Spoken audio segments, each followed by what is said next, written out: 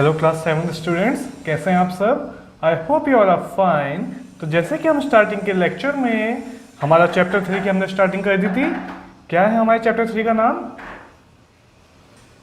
हमारे चैप्टर 3 का नाम है द दिल्ली सल्तनत। Okay,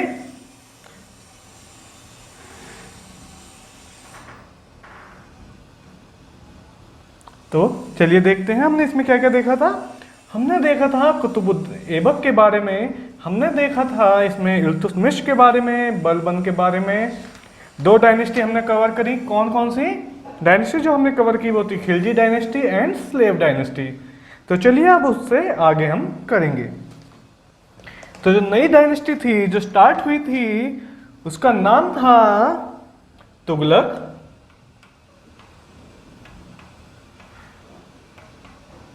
dynasty. ओके, तो तुगलक डायनेस्टी के सबसे पहले राजा का नाम क्या था?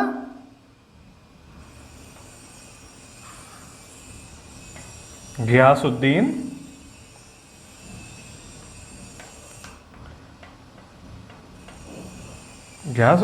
तुगलक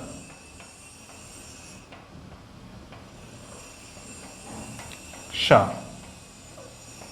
ओके, ये फाउंडर थे किसके? तुगलक डायनेस्टी के। तो इनके बारे में क्या दिया हुआ है? He killed the last Khilji ruler Khusro Khan and founded the Tughlaq dynasty 1320। तो फाउंड कब हुई तुगलक डायनेस्टी हमारी?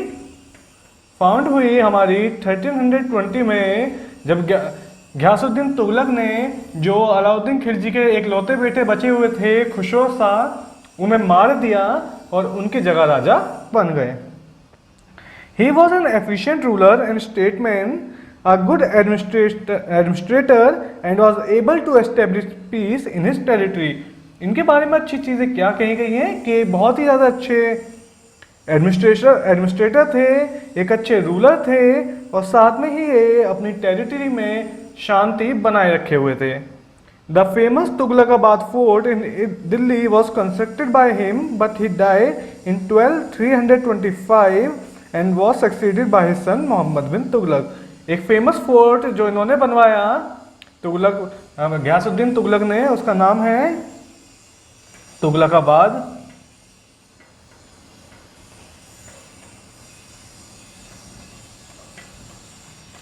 तुगलकाबाद फोर्ट। ओके, तो तुगलकाबाद फोर्ट जो था वो घियासुद्दीन तुगलक ने बनाया था। कब? दिल्ली में, लेकिन उनकी 1325 में डेथ हो गई। तो 1320 से लेकर 1325 तक ही ये रूल कर पाए, बस 5 साल, और 5 साल बाद इनकी डेथ हो गई। इनके बाद जो इनके सन थे, ये फर्स्ट, और इनके बाद जो इनके सन थे उन्हें राजा बनाया गया। उनके बेटे का नाम क्या था? इनके बेटे का नाम था मोहम्मद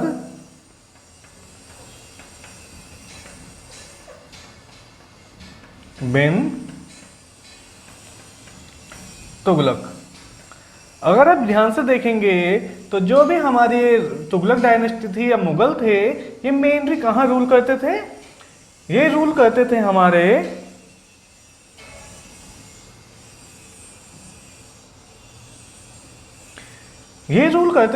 नॉर्थ इंडिया में। कभी साउथ इंडिया में इनका इतना ज़्यादा इंटरफेयर नहीं हो पाया। ये नॉर्थ इंडिया में ही रूल करते थे। नॉर्थ इंडिया के बारे में ही हमारी जो बुक्स हैं उनमें ज़्यादातर बताया हुआ है।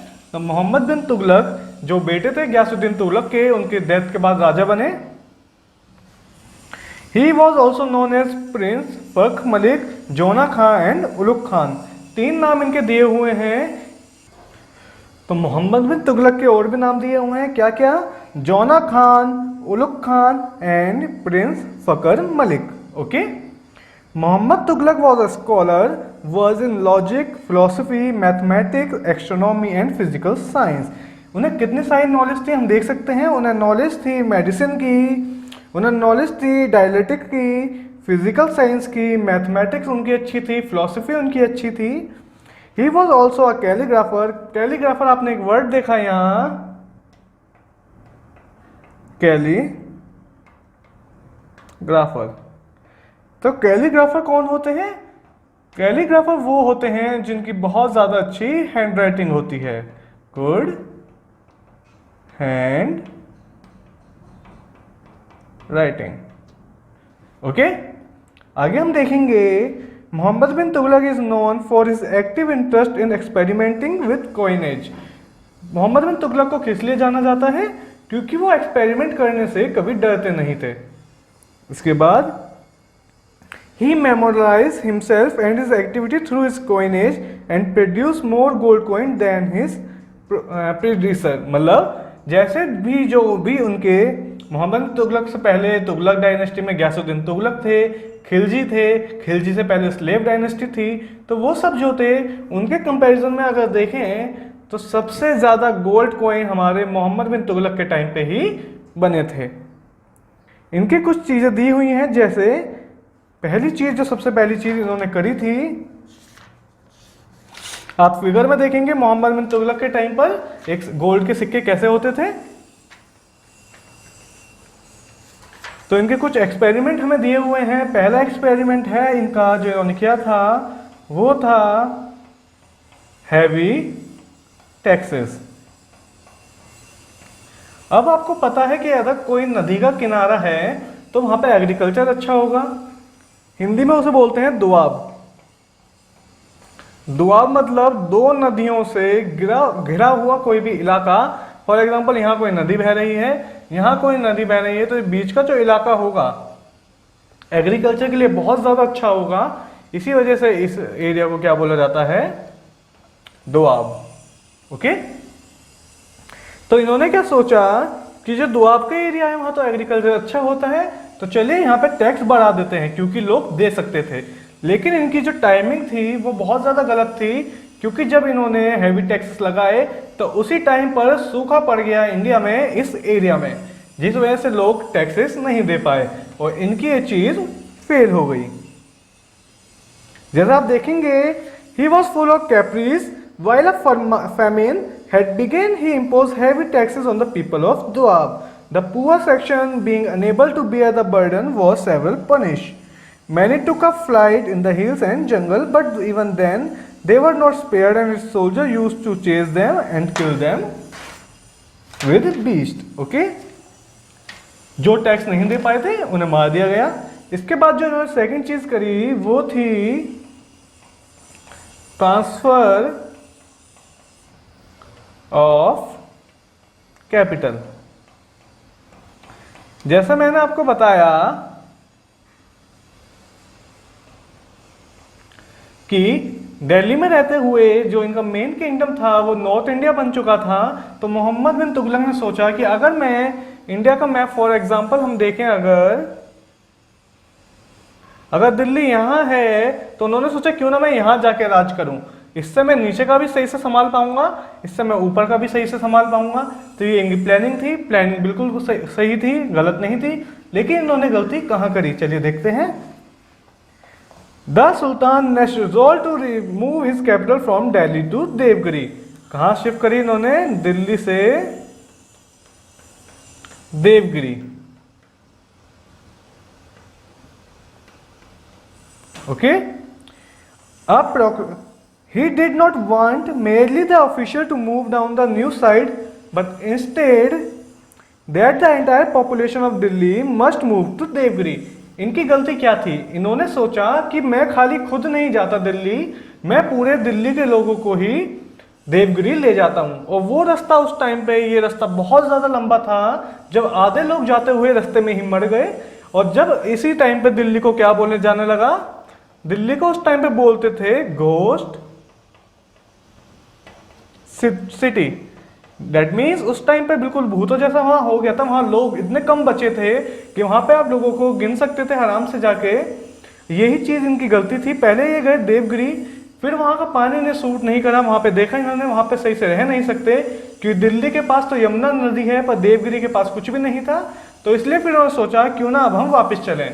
और आने जाने के प्रोसेस में ही इतने सारे लोगों की डेथ हो गई थी कि दिल्ली में मुश्किल से ही कुछ लोग बच पाए थे जो वहां पे रह सकें। ये इनके दो आइडियाज थे।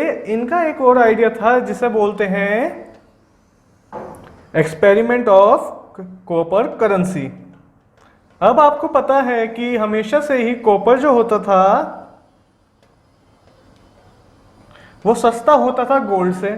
तो इन्होंने क्या सोचा, क्यों ना हम गोल्ड के कॉइन्स बनाने की जगह कॉपर कॉइन बनाते हैं। तो इन्होंने अपनी प्रजा से क्या बोला कि आप आइए, मुझे अपने गोल्ड कॉइन्स दे दिए और उतने ही उसके बदले में कॉपर के कॉइन्स ले जाइए, वैल्यू सेम रहेगी। लेकिन वहाँ के जो नॉर्मल लोग थे उन्हें पता था कि गोल्ड को कॉइन में कन्वर्ट करना बहुत मुश्किल काम है, लेकिन कॉपर को गोल्ड में कॉइन में कन्वर्ट करना बहुत आसान काम है। ये कॉपर को वो घर पे भी कॉइन की शेप दे सकते थे। तो इसी वजह से क्या हुआ, to meet the financial losses suffered in consequence the transfer of capital, the Sultan introduced the token copper currency, according to which copper coins were to begin the same value as silver coins. The device proved a complete failure as no step was taken against for years. It involved the state in financial run. That means उन्होंने क्या करा, पहले उन्होंने बोला कि तुम copper के coins ले जाओ मुझसे और मुझे अपने सिल्वर कॉइन्स दे दो। उसके बाद उन्होंने क्या देखा कि लोग जो थे अपने घर पे ही कॉपर के कॉइन्स बनाने लगे। तो ये तो फेक करेंसी थी, लेकिन उनमें पता लगाना कि कौन सी ओरिजिनल है कौन सी फेक नहीं हो पा रहा था। तो उन्होंने सोचा कि अब ऐसा करिए, आप मुझे वापस अपने कॉइन्स दे दीजिए कॉपर के और मैं आपको गोल्ड के वापस कर दूंगा, कॉपर करेंसी हम बंद कर देंगे। लेकिन जब लोगों ने कॉपर करेंसी ज़्यादा बना ली थी अपने घर पर ही, तो उनका जो खजाना था जो मोहम्मद बिन तुगलक के टाइम पे था वो बिल्कुल खाली हो गया, क्योंकि अब उन्होंने जैसे पहले 100 कॉपर के कॉइन्स दिए और 100 गोल्ड के ले लिए, लेकिन जब उन्होंने वापस देने का टाइम आया लोगों को, तो लोग 1000 कॉपर के कॉइन ले आए, लेकिन उनके पास तो बस 100 ही थे। तो इसी वजह से फाइनेंशियल लॉस हुआ बहुत ज्यादा मोहम्मद बिन तुगलक को उस टाइम पे। तो ये 3 गलतियां, इसके अलावा 2 और गलतियां थी जो मोहम्मद बिन तुगलक ने बहुत गलत की थी, वो हम हायर क्लासेस में देखेंगे। अभी आप ये 2 गलती देखिए, इसके बाद हम देखेंगे मोहम्मद बिन तुगलक के बाद राजा कौन बना। तो मोहम्मद बिन तुगलक के बाद क्या हुआ, his father name was Rajab the younger brother of Ghazi Malik. Muhammad bin Tughlaq के बाद जो अगला राजा बना वो था फिरोज शाह तुगलक। ये मोहम्मद बिन तुगलक के चाचा का बेटा था, दैट मीन कजन भाई था उसका। आप देखेंगे इसमें his father name was Rajab the youngest brother of Ghazi Malik. यहाँ आप गाजी मलिक से कंफ्यूज नहीं होइएगा, ये गाजी मलिक कौन है, ये गयासुद्दीन तुगलक का ही पेट नेम था या फिर निक नेम जिसे कहते हैं Ghazi Malik. Firoz Shah Tughlaq succeed his cousin Muhammad bin Tughlaq following the latter death from a fatal illness. बीमारी की वजह से ही एज हो गई थी इनकी, बहुत टाइम तक रूल किया था मोहम्मद बिन तुगलक ने। तो जब उनको एज हो गई थी, वो बूढ़े हो गए थे, तो उनकी डेथ के बाद, बीमारी के बाद फिरोज शाह तुगलक को राजा बनाया गया। लेकिन उनके जो फिरोज शाह तुगलक थे वो बहुत ज़्यादा पीस पसंद लोग थे, मतलब वो सबको प्लीज करना पसंद करते थे। मोहम्मद बिन तुगलक की तरह वो अच्छे राजा नहीं थे। Firoz Shah Tughlaq was forced by rebellion to concede virtual independence to Bengal and other provinces. Firoz Shah Tughlaq के टाइम पे क्या हुआ, कुछ प्रोविंसेस थी जैसे बंगाल, उन जगहों को आज़ादी दे दी गई कि आप अलग से अपना राज्य चला सकते हैं। He was known as iconoclast. उन्हें क्या बोला जाता था, एक वर्ड उनके लिए यूज हुआ है क्या, आइकोनोप्लास्ट। इसका मतलब होता है कि वो बहुत ही प्लीज करते थे सबको, वो किसी को भी गुस्सा नहीं दिलाना चाहते थे, किसी को अपने खिलाफ नहीं करना चाहते थे। In the 1350 he established the city of Firozabad at the site of Firoz Shah Kotla. आपने फिरोज शाह कोतला मैदान के बारे में सुना है, जिसका नाम अब चेंज हो चुका है।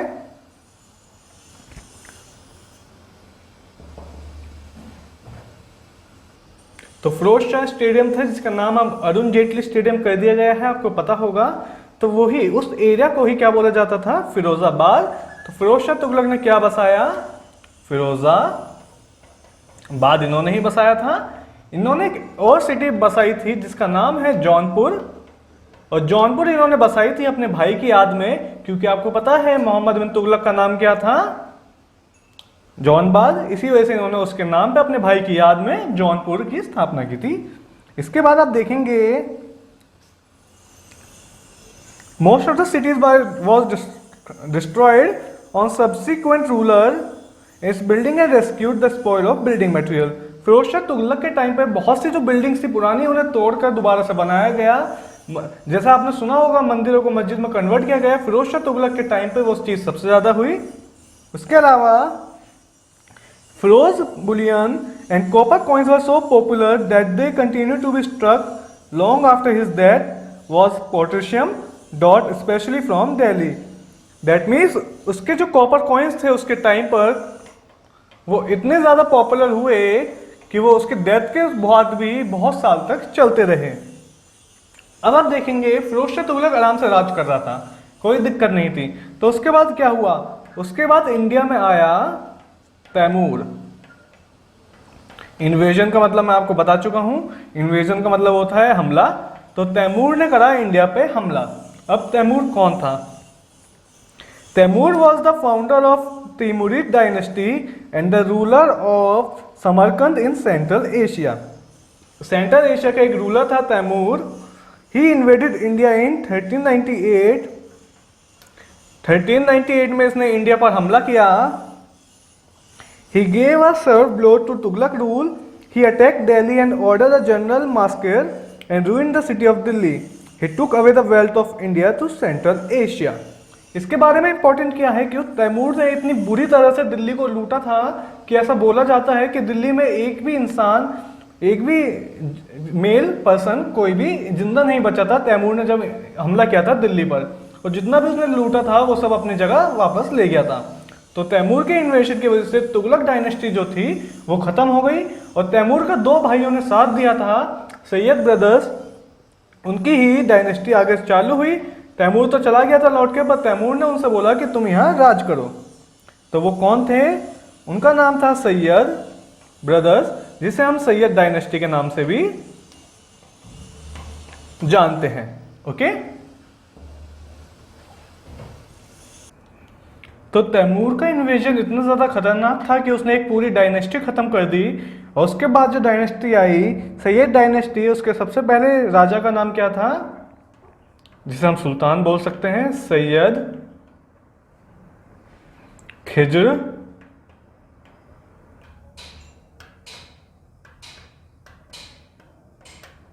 ओके। तो इसके बारे में हम देखते हैं। He founded the Sayyid dynasty, but he did not take up to the title of king and normally continued to the royal ayat of Trimud. That means इसने क्या करा, इसने खुद को कभी राजा घोषित नहीं करा, लेकिन रूल करा इसने, क्योंकि तैमूर इसे छोड़ के गया था। तो इसने सोचा कि मैं तैमूर के अंडर में ही रूल करूंगा। तो उस टाइम पे इसने कभी रूलर खुद को नहीं बनाया, लेकिन रूल ये करता रहा। After his death, his successor Shahrukh, grandson of Taimur, जो इसका सक्सेसर था, मतलब इसकी जब डेथ हुई तो शाहरुख जो था उसे राजा बनाया गया। और शाहरुख कौन था? तैमूर का पोता। No coins are known as Khizr Khan name but dated AH 1817 to AH 823 coins exist. ये कॉइन्स के नाम थे कि इस डेट से इस डेट तक के कॉइन एग्जिस्ट करते थे। He was a tolerant ruler. He defeated ruler of Doab, Kathia, Gandhar. The other prominent ruler of this dynasty are Mubarak Shah, Muhammad Shah and Alam Shah. तीन rulers के नाम दिए हैं, लेकिन वो इतने ज़्यादा फेमस नहीं हो पाए कभी जितना सैयद डायनेस्टी के टाइम पे थे, खिज्र खान थे जितने फेमस। तो इसके बाद जो नई डायनेस्टी स्टार्ट हुई वो है हमारी लोधी डायनेस्टी। किधर की हुई? तो हमने आज दो डायनेस्टी और पढ़ी, कौन कौन सी? Tughlaq dynasty and Sayyid dynasty. और सबसे इंपॉर्टेंट इन्वेजन इंडियन हिस्ट्री में जो माना जाता है तैमूर इन्वेजन। तैमूर इन्वेजन के बारे में मैं आपको एक और बात बताना चाहूँगा कि ऐसा बोला जाता है जब तैमूर इंडिया में आया था तो 11 या 12 दिन तक दिल्ली की नालियों में जो होती है वहाँ पे सिर्फ खून ही खून बहा था। इतनी ज़्यादा उसने यहाँ पर खून खराबा किया था, क्योंकि तैमूर के बारे में एक चीज़ बहुत फेमस है, वो जहाँ भी जाता था वहाँ पे बस खून ही खून होता था, वो किसी को जिंदा नहीं छोड़ता था। तो इसके बाद जब सैयद डायनेस्टी ख़त्म हुई तो लोधी डायनेस्टी आई, जो हमारी लास्ट डायनेस्टी है सुल्तान की। वो हम नेक्स्ट लेक्चर में देखेंगे। तब तक आप इसे रिवाइज कीजिए, कुछ दिक्कत आए तो मुझसे पूछिए। Bye bye, take care.